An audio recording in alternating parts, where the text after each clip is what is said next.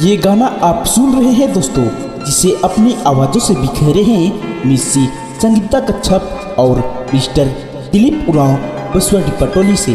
संगीत साथिया musical group Gumla. Recording कमल studio Dumartoli Gumla.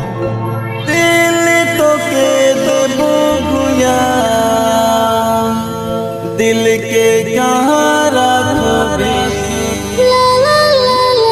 Mobile में रखबे की लैपटॉप में।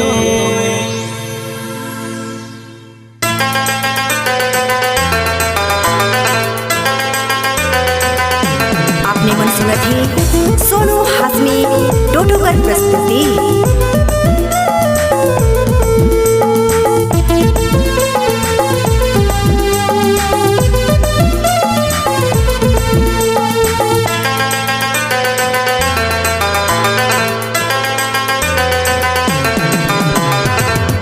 के देबो गुया दिल के कहाँ रखबे, प्यार तो के देबो गुया प्यार के कहाँ रखबे।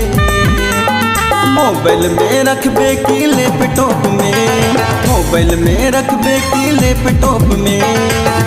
के देबे गुया दिल के कहाँ रखबो, प्यार के देबे गुया प्यार के कहाँ रखबो। और दिल में रखबो यार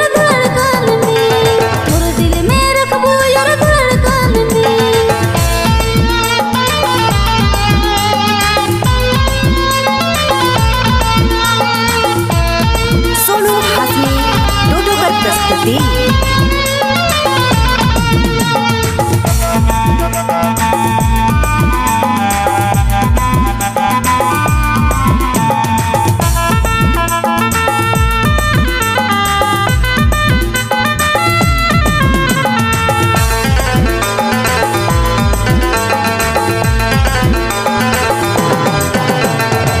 तोर से प्यार कुया मोय तो करो ना, दिल में बसा के जान बनाबो। मुझसे प्यार गुया कोई तो कर सुना, दिल में बसा के जान बनाबे। दिल तो के देबो गुया दिल के कहाँ रखबे, प्यार तो के देबो गुया प्यार के कहाँ रखबे। और दिल में रखबो यार धड़कन में, और दिल में रखबो यार धड़कन में। सोनू हाशमी टोटोकर प्रस्तुति।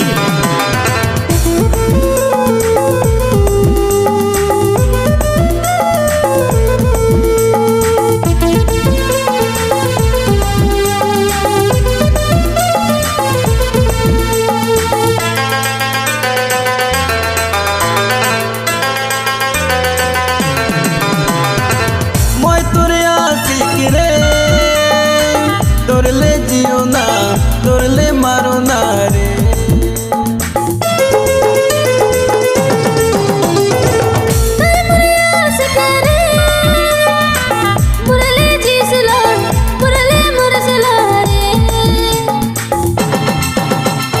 दिल तो के देबो गुया दिल के कहाँ रखबे, प्यार तो के देबो गुया प्यार के कहाँ रखबे। और दिल में रखबो यार धड़कन में, और दिल में रखबो यार धड़कन में।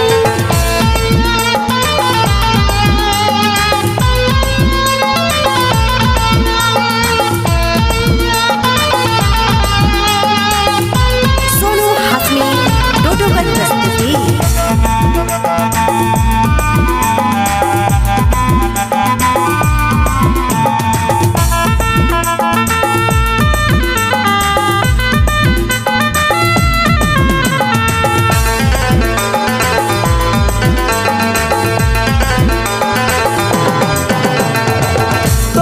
देखल बिना चैनो नहीं लागेला, तोर से मिले ले दिल मोर तड़पेला।